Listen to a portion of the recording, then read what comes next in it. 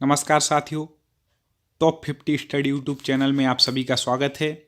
पिछले वीडियो में हमने 30 महत्वपूर्ण प्रश्न लेकर के आए थे जो आप लोगों को बहुत अच्छे लगे। आज पुनः 30 प्रश्नों पर हम चर्चा करेंगे, क्योंकि आप जो भी टेट का एग्जाम देते हैं उसमें 30 प्रश्न रहते हैं, तो वैसे ही मैं सेलेक्ट करके आपको 30 प्रश्न लाता हूँ।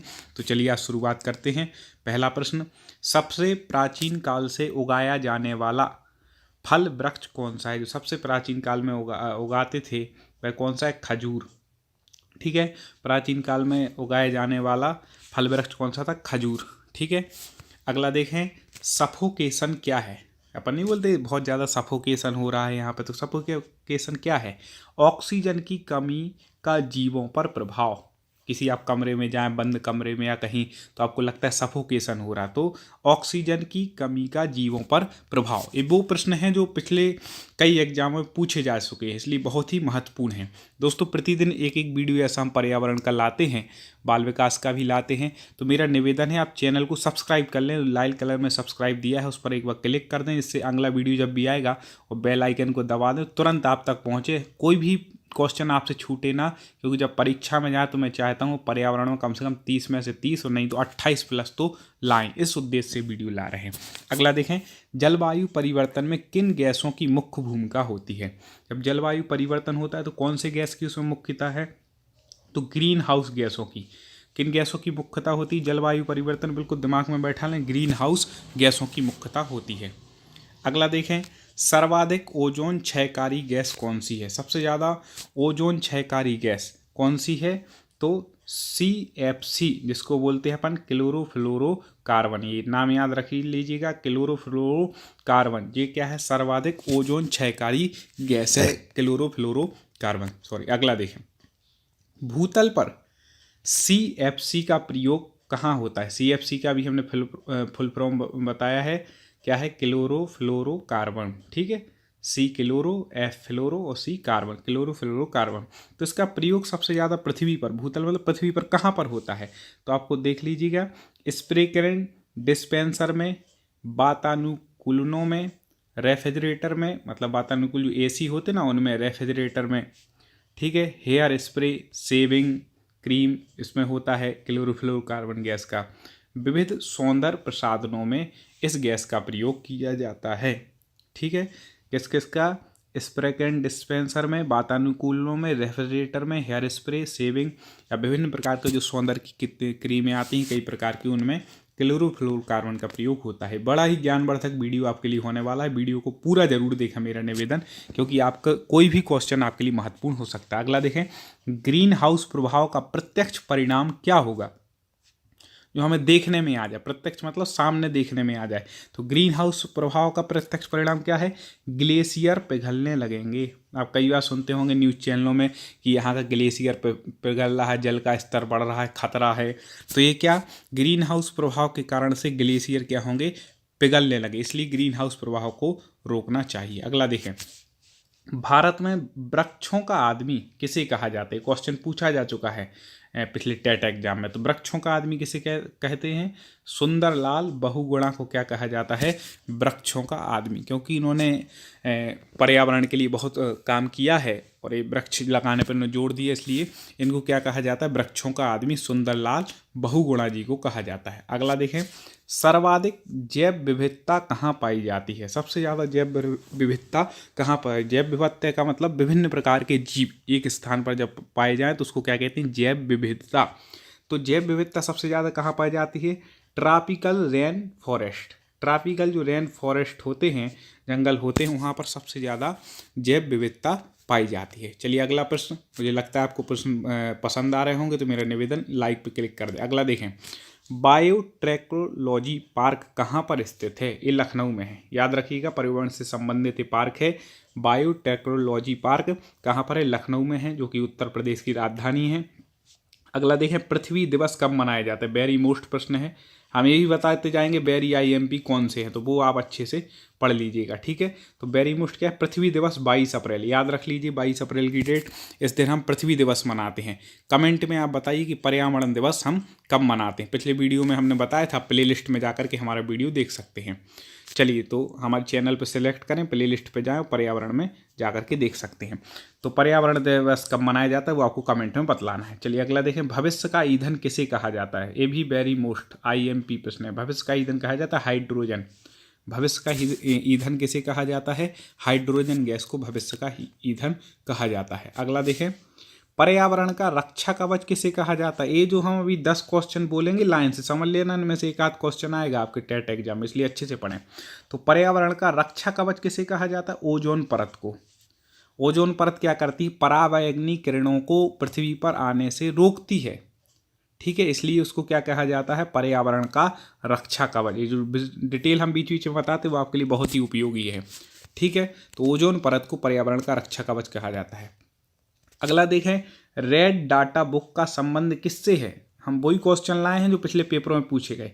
रेड डाटा बुक का संबंध किससे है, तो बता दें विलुप्त के संकट से ग्रस्त जीवों से, ठीक है। विलुप्त के संकट से ग्रस्त जो जीव थे उनका संबंध किससे, रेड डाटा बुक से है। अगला देखें, environment education for kids USA में कहाँ पर स्थित है। USA में है, क्या है, एनवायरनमेंट एजुकेशन फॉर किड्स, बच्चों के लिए। तो ये कहाँ पे है, USA के विस्कासिन में है। CNG का फुल फॉर्म क्या होता है। CNG आपने सुना होगा, तो इसका फुल फॉर्म क्या होता है, कंप्रेस्ड नेचुरल गैस। CNG का प्रयोग किस में करते हैं, सब लोग करते हैं, आप बता दें, इसकी जानकारी आपको होनी चाहिए। तो इसका फुल फॉर्म क्या है, CNG का कंप्रेस्ड नेचुरल गैस, ये इसका फुल फॉर्म है। पूछ सकते हैं, क्या फुल फॉर्म से संबंधित भी क्वेश्चन आते हैं। पर्यावरण के कुछ मतलब वो हैं कि एक मतलब जैव विविधता से आ जाएगा, एक कोई गैस से आ जाएगा, एक नेशनल पार्क वगैरह से आ जाएगा, तो ऐसे कुछ वो बटे हैं। तो हम क्रम से आपको वीडियो लाएंगे, आप पूरी वीडियो देखें। अगला वीडियो आप कल फिर मिलेगा, तो कब अपलोड हो रहा उसके लिए आप सब्सक्राइब कर लें, आपको तुरंत नोटिफिकेशन आ जाएगा। अगला देखें, ध्वनि प्रदूषण कितने डेसिबल से माना जाता है। ध्वनि कितने डेसिबल से ज़्यादा हो तब ध्वनि प्रदूषण माना जाता है, तो 65 डेसिबल, 65 डेसिबल से ज़्यादा यदि ध्वनि की गूंज है तो फिर कहते हैं कि ध्वनि प्रदूषण होने लगा, इसलिए बहुत तेज साउंड वगैरह नहीं बजाना चाहिए। अगला देखें, जल प्रदूषण को मापने के लिए कौन सा परीक्षण किया जाता है। ये भी मोस्ट है पेपर के लिए। जल प्रदूषण को मापने के लिए कौन सा परीक्षण किया जाता है, तो biochemical oxygen demand. Biochemical oxygen demand क्या है, ये क्वेश्चन पूछा गया था पिछले पेपर में। तो इसका मतलब ये था कि जल प्रदूषण को मापने की एक क्या है, परीक्षण किया जाता है, किससे, बायोकेमिकल ऑक्सीजन डिमांड से। याद रखिएगा, बायोकेमिकल ऑक्सीजन डिमांड जल प्रदूषण को मापने का ये परीक्षण है। अगला देखें, ताजमहल के पीले पड़ने, उसके क्षरण होने के मुख्य कारण, वेरी वेरी मोस्ट क्वेश्चन।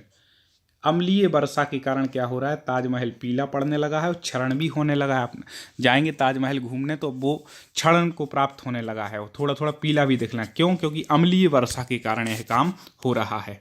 अगला देखें, देश का पारिस्थितिकी अनुसंधान एवं प्रशिक्षण केंद्र कहाँ पर है। देश का पारिस्थितिकी अनुसंधान एवं प्रशिक्षण केंद्र कहाँ पर, बेंगलोर, जो कि कर्नाटक में है। कर्नाटक की और ये राजधानी भी है बेंगलोर, ठीक है, तो बेंगलोर में है। अगला देखें, भारत का पर्यावरण शिक्षा केंद्र कहाँ पर स्थित, वेरी मोस्ट। भारत का पर्यावरण शिक्षा केंद्र कहाँ है, गुजरात, अहमदाबाद में, ठीक है, अहमदाबाद में है, ठीक है, जो कि कहाँ पर आता है, गुजरात में आता है, गुजरात राज्य में अहमदाबाद नगर में है, ठीक है। भारत का पर्यावरण पूरे भारत लेवल का है, ठीक है, शिक्षा केंद्र है। अगला देखें, इंदिरा गांधी वानिकी अकादमी, ये भी पूछा गया है पिछले पेपरों में। इंदिरा गांधी वानिकी अकादमी कहाँ स्थित है, देहरादून में है, ठीक है। इंदिरा गांधी वानिकी अकादमी कहाँ पर है, देहरादून में। अगला देखें, विश्व वानिकी दिवस कब, विश्व वानिकी दिवस मनाया जाता है 21 मार्च को, और इंदिरा गांधी वानिकी अकादमी कहाँ पर है, देहरादून में। और विश्व वानिकी दिवस कब मनाया जाता है, 21 मार्च को। अगला देखें, भारतीय वन सर्वेक्षण का मुख्यालय कहाँ है, तो वन सर्वेक्षण का मुख्यालय भी कहाँ पर है, देहरादून में। देहरादून में क्या है, भारतीय वन सर्वेक्षण का मुख्यालय देहरादून में है। अगला देखें, भारतीय वन प्रबंध संस्थान कहाँ पर है, ये वेरी मोस्ट है मध्य प्रदेश वालों के लिए। भारतीय वन प्रबंध संस्थान कहाँ है, भोपाल में, ठीक है, भोपाल में भारतीय वन प्रबंध संस्थान है। और भारतीय वन सर्वेक्षण का मुख्यालय कहाँ पर है, देहरादून में। दोनों चीज़ें आप याद रखिएगा, ठीक है। भारतीय वन प्रबंध संस्थान कहाँ पर है, यह भोपाल में स्थित है। अगला प्रश्न देखें, वायुमंडलीय दाब किस यंत्र द्वारा मापा जाता है? जो वायुमंडल का दाब होता है उसको किस यंत्र के द्वारा मापा जाता है? ये जरूर एक माप से संबंधित क्वेश्चन आता ही है 30 में से। तो भाई क्या है? बैरोमीटर द्वारा। अलग अलग माप के हम अलग अलग वीडियो में एक एक दो क्वेश्चन लेते आएंगे। तो वायुमंडलीय दाब किस यंत्र के द्वारा मापा जाता है? तो बैरोमीटर, बा से बैरु, बा से वायु। तो वायुमंडलीय दाब किससे पता चलेगा? बैरोमीटर से। याद रखिएगा बिल्कुल। अगला देखें, पृथ्वी के चारों तरफ से गैसीय आवरण को क्या कहते हैं? पृथ्वी के चारों तरफ से जो गैसीय आवरण है उसको क्या कहते हैं? वायुमंडल। ठीक है, वायु मतलब क्या होता है? गैस, और मंडल मतलब आवरण। तो पृथ्वी के चारों तरफ से जो गैसीय आवरण उसको क्या कहेंगे? वायु। वायु मतलब अपन गैस लगा लें, और मंडल मतलब आवरण। तो आप समझ जाइएगा पृथ्वी के चारों गैसीय आवरण वो क्या है? वायुमंडल कहलाता है। अगला देखें, वायुमंडल का दाब का एसआई मात्रक क्या है? ठीक है, वायुमंडल दाब का जो एसआई मात्रक है वह क्या है? बार। क्या है? बार है वायुमंडल के दाब का एसआई मात्रक। चलिए, आपको अच्छे लग रहे होंगे प्रश्न, हमें उम्मीद है। और कुछ प्रश्नों पर चर्चा आगे करते हैं। देखिए, वायुमंडल की सबसे ऊपरी परत कौन सी? वायुमंडल की सबसे ऊपरी परत, तो उसको क्या बोलते हैं? बहिर्मंडल। उस परत को क्या बोलते हैं? कौन सी है? बहिर्मंडल। वायुमंडल की सबसे ऊंची यदि परत पूछी जाएगी तो आप उसमें क्या उत्तर लगा के आएंगे? बहिर्मंडल। कंफ्यूज नहीं होना, बिल्कुल अच्छे प्रश्न हैं और आपको पढ़ना है। वायुमंडल की सबसे निचली परत, सबसे ऊंची कौन सी? बहिर्मंडल। और सबसे नीची कौन सी है? क्षोभ मंडल। दोनों याद रखिएगा। सबसे ऊंची बहिर, बहिर मतलब बाहर, सबसे ऊपर, और ठीक है, क्षोभ मतलब सबसे नीचे की परत। तो वायुमंडल की सबसे ऊंची परत बहिर्मंडल और सबसे नीची क्षोभ मंडल। दोनों परतें बिल्कुल दिमाग में बैठा है। अगला देखें, मौसमी घटनाएं वायुमंडल की किस परत में घटित होती हैं? जो मौसमी घटनाएं घटित होती हैं वो किस मंडल में होती है? क्षोभ मंडल में। आपने देखा ही होगा, बरसात होती है, कहीं बिजली गिरती है, तो मौसमी घटनाएं वायुमंडल किस परत में होती हैं? क्षोभ मंडल में होती हैं। और क्षोभ मंडल कौन सी परत है? निचली परत है वायुमंडल की। अगला देखें, रेडियो तथा संचार का प्रसारण वायुमंडल के किस परत में संभव है? रेडियो तथा संचार का प्रसारण वायुमंडल के किस परत में संभव है? तो आयन मंडल। ये कहाँ पर होता है? रेडियो का संचार, रेडियो जो होता है ना, इसका संचार का प्रसारण कहाँ पर होता है? आयन मंडल में। याद रखिएगा, आयन मंडल। वायुयान वायुमंडल के किस परत में उड़ते हैं? जो वायुयान उड़ते हैं ना, हवाई जहाज उड़ते हैं, ठीक है, और कोई भी जो प्लेन वगैरह उड़ते हैं तो भाई किस परत में उड़ते हैं? समताप मंडल में। ये बिल्कुल याद रखिएगा कि हेलीकॉप्टर वगैरह जो उड़ते हैं ना, तो कहाँ पर उड़ते हैं? समताप मंडल में। वायुयान कहाँ पर उड़ते हैं? समताप मंडल में। वायुमंडल के समताप मंडल में उड़ते हैं। दोस्तों, हमारे चैनल की लिंक को एक मैं निवेदन करूंगा अपनी तरफ से कि आप सभी वीडियो की लिंकों को आप व्हाट्सएप अपने जो पढ़ने वाले ग्रुप हैं उसमें भेजें, जिससे ज़्यादा से ज़्यादा लोग जुड़ सकें और प्रतिदिन हम पढ़ सकें। अगला देखो, भारत में सर्वाधिक वर्षा किससे होती है? ठीक है, तो दक्षिण पश्चिम मानसून से। दक्षिणी पश्चिमी मानसून है उसके कारण भारत में सर्वाधिक वर्षा होती है। ये प्रश्न पूछ सकते हैं कि भारत में सर्वाधिक वर्षा किससे होती है? तो आपको बताना है दक्षिणी पश्चिमी मानसून के कारण से सबसे ज़्यादा वर्षा होती है। अगला देखें, ओजोन परत मापने की इकाई कौन सी है? वेरी वेरी मोस्ट प्रश्न। ओजोन परत को किससे मापते हैं? डावसन। ओजोन परत को मापने की इकाई को क्या है? तो भाई क्या है? डावसन है ओजोन परत को मापने की इकाई। अगला देखें, भारत में सबसे पहले मानसून किस राज्य में आता है? ये भी मोस्ट है। भारत में सबसे पहले कहाँ आता है? केरल में। ठीक है, भारत में सबसे पहले मानसून किस राज्य में आता है? तो वह केरल में आता है। ठीक है, क्योंकि दक्षिण में नीचे तो वहाँ शुरुआत होता है, अभी बोला ना दक्षिण पश्चिमी के कारण। तो भारत में सबसे पहले मानसून कहाँ आता है? केरल में आता है। अगला देखें, पृथ्वी के ताप को बनाए रखता है कौन? CO2 एवं जल वाष्प। CO2 का फुल फॉर्म हमने कल बताया था, आप कमेंट के माध्यम से बताएं। और पृथ्वी के ताप को बनाए कौन रखता है? जल वाष्प। आपको अच्छे लग रहे हो वीडियो तो लाइक कर दें, ठीक है, और बेल आइकन को दबा दीजिएगा अगले वीडियो के लिए। अगला देखें, भूमंडल के कितने प्रतिशत भाग पर जल है? भूमंडल के कितने प्रतिशत भाग पर? पूरे भूमंडल के तो 71% भाग पर जल है। सोचो, 71% भाग पर क्या है? भूमंडल के जल है। ये क्वेश्चन पूछ सकते हैं। आपको और यदि वीडियो देखने हो पर्यावरण के या बाल विकास इत्यादि के, तो आप चैनल पर सिलेक्ट करें, प्ले लिस्ट में जा करके देख सकते हैं। दोस्तों, हमें उम्मीद है कि आपको हमारे क्वेश्चन पसंद आए होंगे। कल पुनः एक वीडियो के साथ हम फिर आपके लिए मिलेंगे। तो आपके लिए क्वेश्चन छोड़े जा रहे हैं। वायुमंडल में विद्यमान अक्रिय गैस कौन सी है? ठीक है, वायुमंडल में विद्यमान अक्रिय गैस कौन सी है? कल हम इसका उत्तर आपको बताएंगे अगले वीडियो में, और आपको अभी कमेंट में बतलाना है। आपको हमारा वीडियो कैसा लगा ज़रूर बताएं। वीडियो को लाइक करें, कमेंट करें, शेयर करें, और इसी तरह आप हमसे जुड़े रहें। जय हिंद।